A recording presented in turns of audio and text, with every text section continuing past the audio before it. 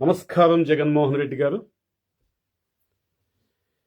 తిరుమల తిరుపతి దేవస్థానానికి సంబంధించిన కల్తీ నెయ్య అంశంలో మొదటి నుండి కూడా మీరు కల్తీ జరగలేదని చెప్పి స్పష్టంగా చెప్తున్నారు. ఇంతకు ముందు కూడా సిట్టు అక్కర్లేదు, బిట్టు అక్కర్లేదని చెప్పి కూడా మీరు స్వయంగా మీరే అన్నారు ప్రెస్ మీట్లో. ఈ ఆరోపణలు వచ్చినప్పుడు రాష్ట్ర ప్రభుత్వం దీని మీద సిబిఐకి అప్పచెప్పాలనే ప్రయత్నాలు చేస్తున్నప్పుడు మీరు స్పెషల్ ఇన్వెస్టిగేషన్ టీం అంటే సిట్ అక్కర్లేదు, బిట్ అక్కర్లేదు, ఏం అక్కర్లేదు, ఏం జరిగింది, కల్తీ జరగలేదు అన్నారు. మొదటి నుంచి కూడా కల్తీ జరగలేదని స్పష్టంగా చెప్తూ వస్తున్నారు మీరంతా కూడా, మొత్తం మీ ముఠా అంతా కూడా. ఎక్కడా కూడా కల్తీ జరిగితే పట్టుకోమనండి, టెస్టులు చేయమనండి, ఒకవేళ కల్తీ జరిగితే ఆ కల్తీ చేసిన వాళ్ళ మీద, ఆ బాధ్యుల మీద చర్యలు తీసుకోండి అని చెప్పి ఎక్కడ చెప్పలేదు ఇప్పటివరకు కూడా. మీరు టెస్టులు చేసుకోండి, ఆ టెస్టుల్లో కనుక కల్తీ తేలితే ఆ కల్తీ చేసిన వాళ్ళ మీద, కంపెనీల మీద చర్యలు తీసుకోండి అని ఎక్కడ ఎంతవరకు చెప్పాలి స్పష్టంగా. మీరు ప్రతిసారి మొదట్లోనేమో సిట్ అక్కర్లా, బిట్ అక్కర్లా, ఏం అక్కర్లేదు, ఏం జరిగింది, ఏం జరగలేదు అన్నారు. ఇప్పుడు నివేదిక బయటకు వచ్చిన తర్వాత క్లీన్ చిట్ అంటున్నారు.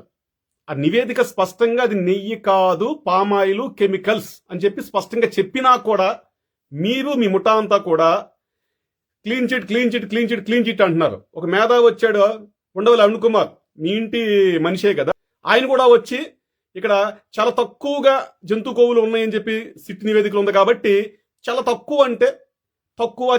అంటే లేనట్టే అని చెప్పేసి ఆయన కూడా సర్టిఫికెట్ ఇచ్చేశాడు. ఎక్కడా కూడా ఆయన ఇది నెయ్యే కాదు, నెయ్యే కానప్పుడు ఇందులో ఏది కలిస్తే ఏంటని చెప్పి అక్కడ చెప్పలేదు ఆయన కూడా. అలాగే మీ చాలా మందిని చూస్తున్నాం మీ టీవీలు వీటిల్లో కూడా క్లీన్ చిట్ అంటున్నారు. దీని మీద మీరు ఎలాగ చెప్పదు మాకు అనుకోండి, మీ ముఠాన పోనీ మీ సోషల్ మీడియా సైన్యం అన్నా, అదే ఉన్మాద బూతులు బ్యాచ్ అన్నా, ఎవరన్నా కూడా అర్థవంతంగా స్పష్టంగా సమాధానాలు చెప్తావేమో చూద్దాము. నేను కొన్ని ప్రశ్నలు అడుగుతాను మిమ్మల్ని. ఈ కల్తీ నెయ్యికి సంబంధించి దాదాపుగా 250 కోట్ల కుంభకోణం ఏమైతే ఉందో దీనికి సంబంధించి 68 లక్షల కిలోల నెయ్యిని ఈ బోలేబాబా, వైష్ణవి, ఏఆర్డవి ఏమైతే ఈ కంపెనీలు ఉన్నాయో అవి టీటీడీకి పంపించాయి. ఈ క్రమంలో 1 కేజీ నెయ్యి తయారీకి సంబంధించి నెయ్యి తీయాలంటే మనం పాల నుండి ఒక 25 నుండి 30 లీటర్లు అని చెప్పి చెప్తున్నారు. ఈవెన్ గూగుల్లో కొట్టినా కూడా మనం చాట్ జీపీటీలో అడిగినా అదే వస్తుంది. 25 నుంచి 30 లీటర్లు పాలల్లో వెన్న శాతాన్ని బట్టి తగ్గుతాయి అని చెప్పి చెప్తున్నారు. సరే, అటు ఇటుగా వేసుకున్నా కూడా 68 లక్షల కిలోల నెయ్యి తయారీకి సంబంధించి మనకి 15 కోట్ల లీటర్ల పాలు కావాలి. మీ ముఠా ఎవరైనా కావచ్చు, ఈ డైరీలు ఏమైతే ఉన్నాయో, స్కామ్లు ఉన్న డైరీలు 15 కోట్ల లీటర్ల పాలు ఎక్కడి నుంచి కొనుక్కొచ్చారో చెప్పండి. సొంతంగా వాళ్ళు పాల కేంద్రాల ద్వారా సేకరించారా, లేదా పాల కేంద్రాల ద్వారా సేకరించే డైరీలు ఏమైతే ఉన్నాయో, మనకి నందిని డైరీ కావచ్చు, విజయ డైరీ కావచ్చు, అలాగే విశాఖపట్నం ఉన్న డైరీ కావచ్చు, మనకి అమూల్ దేశవ్యాప్తంగా ఉన్న అమూల్ డైరీ కావచ్చు, అలాగే మనకి తమిళనాడు డైరీలు కావచ్చు, ఇలా ఈ ఏమైతే డైరీలు ఉన్నాయో నేరుగా రైతుల నుంచి పాలు సేకరిస్తాయో ఆ డైరీల దగ్గర కొంటే బయట పెట్టండి. ఎందుకంటే పాలు కొన్నప్పుడు రైతులకి కావచ్చు, లేకపోతే పాల కేంద్రాలకు కావచ్చు, డిస్ట్రిబ్యూటర్లు కావచ్చు, లేకపోతే కంపెనీలు కావచ్చు, బిల్లులు చెల్లించాలి కదా. ఆ బిల్లులు చెల్లించినప్పుడు ఖచ్చితంగా ఇన్వాయిస్లు ఉంటాయి, చిట్టాపొద్దులు ఉంటాయి, అన్నీ ఉంటాయి. అవి బయట పెట్టండి. మీరు మీ సాక్షి టీవీలో ప్రచారం చేపించండి. బోలే బాబా డైరీ 10 కోట్ల లీటర్లు అమూల్ నుంచి పాలు కొంది, ఇదిగోండి ఆధారం, ఇదిగోండి చెల్లింపులు, వీళ్ళు ఇన్ని కోట్ల రూపాయలు చెల్లించారు, లేదా నందిని నుంచి కొన్నారు, చెల్లించారు అని చెప్పేసి పాలకు సంబంధించి మీరు ఆధారాలు ఉంటే చూపెట్టండి. సిట్ స్పష్టంగా చెప్పింది, సిబిఐ సిట్ స్పష్టంగా ఏం చెప్పిందంటే వీళ్ళు 1 లీటర్ పాలు కూడా కొనలేదు, 100 గ్రాముల పాలు కూడా, అదే 100 మిల్లీ లీటర్లు కూడా కొనలేదు, 1 మిల్లీ లీటర్ కూడా కొనలేదని చెప్పేసి స్పష్టంగా సిట్ చెప్పింది. అంటే వీళ్ళు పాలే కొనలేదు. ఒకటి. పోనీ పాలు కొనలేదు, పాలు కొనకుండా నెయ్యి ఎలా వస్తుంది? రెండో మార్గం నెయ్యి డైరెక్ట్ గా వాళ్ళు వెన్నను నెయ్యినే కొనుక్కోవాలి కదా. వెన్న నెయ్యి ఎక్కడ దొరుకుతుంది? గాలికి ధూళికి రాదు కదా, సముద్రంలో చేపల్లాగా పట్టుకోలేం కదా. దాన్ని ఎక్కడ కొనాలి? అమూల్ దగ్గర, నందిని దగ్గర, విజయ డైరీ దగ్గర, లేదా ఇంకో డైరీ దగ్గర కొనాలి కదా. మరి ఈ నెయ్యి, ఈ 68 లక్షల కిలోల నెయ్యిని మిగతా డైరీల దగ్గర కొన్నప్పుడు ఆ డైరీలు ఏమి ఉత్తిని ఇచ్చేయి కదా, తీసుకో అని చెప్పేసేసి డబ్బులు అడుగుతాయి కదా. ఆ డబ్బులకు సంబంధించిన లావాదేవీలు ఉంటే బయట పెట్టండి. ఆ కంపెనీ వాళ్ళతో మాట్లాడి అన్ని బయట పెట్టండి. మీరు ఎక్కడెక్కడ వీళ్ళు నెయ్యి కొన్నారు, దానికి సంబంధించి చెల్లింపులు ఎన్ని కోట్ల రూపాయలు చేశారు, వీళ్ళు ఎంత కొని ఎంత కమ్మారు, మొత్తం అంతా చిట్టపొద్దులు ఉంటాయి కదా, బయట పెట్టండి.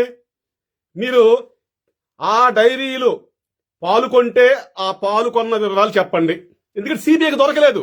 సిబిఐకి పాలు కొన్నట్టుగా కానీ, నెయ్యి కొన్నట్టుగా కానీ, వెన్న కొన్నట్టుగా కానీ సిబిఐకి దొరకలేదు ఎక్కడ కూడా. ఆ కంపెనీ చిట్టాపొద్దులు తీస్తే, కంపెనీ లెక్కలు తీస్తే, చెల్లింపులు తీస్తే ఉన్నదల్లా టీటీడీ నుంచి డబ్బులు వెళ్ళినాయి.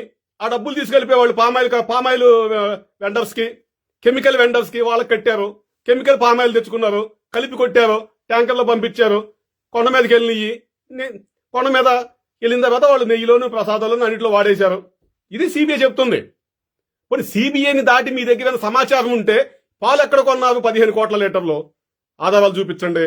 పోనీ 68 లక్షల కిలోల నెయ్యి ఎక్కడ కొన్నారో చూపించండి. పోనీ వెన్నపోసుకుంటే చూపించండి. అడుగుతున్న ఆధారమే కదా. ఏ ఆధారం చూపించకుండా మీరు ఏ విధంగా మొండిగా వాదిస్తారు? చూపించండి, స్పష్టమైన ఆధారం చూపించండి.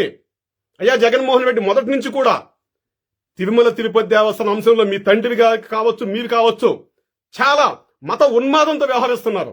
ఆ రోజు ఒక హిందూ సంస్థకి, హిందూ ధార్మిక సంస్థకి, హిందూ దేవాలయానికి, ప్రపంచవ్యాప్తంగా ఉన్న హిందువులందరికీ కూడా ఒక ప్రముఖ దేవాలయమైన తిరుమల తిరుపతి దేవస్థానానికి ఒక క్రైస్తవుణ్ణి మీ నాన్నగా నియమించారు.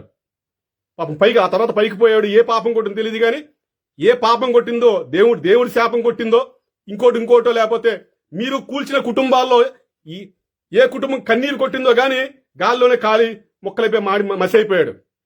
ఆ తర్వాత నువ్వు అధికారంలోకి వచ్చిన తర్వాత వైసీపీ పార్టీ పెట్టుకుని మళ్ళీ అదే క్రైస్తవుని తీసుకెళ్లి కొండ మీద కూర్చోబెట్టావు. అక్కడితో ఆగకుండా నువ్వు ఈ కల్తీనే వ్యవహారం మొత్తం కూడా ఈరోజు నీ హయాంలో, నీ పాలనలో జరిగింది. జరిగిన తర్వాత కూడా నువ్వు ఒప్పుకోకుండా, ఇప్పుడు కల్తీ జరిగితే జరిగి ఉండొచ్చు, ఆ కంపెనీలు ఏమైతుందో వాళ్ళు చేసి ఉండొచ్చు, ప్రతి చోట నేను ఉండను కదా. ఒకవేళ నిజంగా జరుగుంటే ఆ టెస్టులు చేపించండి, ఆ కేసు పెట్టండి. వాళ్ళు దొరికితే పట్టుకోమని చెప్పాల్సింది పోయి సిట్టక్కర్లా బిట్టక్కర్లా ఇంకోటక్కర్లు కూడా కల్తీ లేదని చెప్పి నువ్వు మొదటి నుంచి కూడా గంటాపాలంగా చెప్తున్నావంటే ఇందులో ఖచ్చితంగా నీ హస్తం ఉంది. నువ్వు కావాలని చేశావు. నువ్వు హిందూ మతం మీద ఒక మతోన్మాదల దాడి చేశావు ఈ రోజున నువ్వు ఖచ్చితంగా. ఎందుకంటే తప్పు జరిగినప్పుడు ఎవరైనా ముఖ్యమంత్రి నీ స్థానంలో ఎవరైనా ఉంటే రాజకీయ నాయకుడు ఏమంటారు? మా పాలనలో జరిగిందంటున్నారు, సిబిఐ వచ్చింది, ఆ టెస్టులు వాళ్ళు చేపించండి, మొత్తం తీయండి బయటికి. కల్తీ జరుగుంటే కల్తీ చేసిన బాధ్యుల మీద చర్యలు తీసుకోండి, మేము స్వాగతిస్తామని చెప్పి ఏ నాయకుడని ముందు అదే చెప్తారు. ఏ నాయకుడైనా, రాజకీయ నాయకుడు ముందు చెప్పేది అదే. విచారణ చేయండి, దోషులు పట్టుకోండి, కల్తీ జరిగితే శిక్షించండి, మేము స్వాగతిస్తాము, మేము మద్దతు ఇస్తామని చెప్తారు. అంతేగాని అసలు సిట్టొద్దు బిట్టొద్దు ఏమొద్దు ఏమి జరగలేని చెప్పేసి ఏ నాయకుడు చెప్పడం.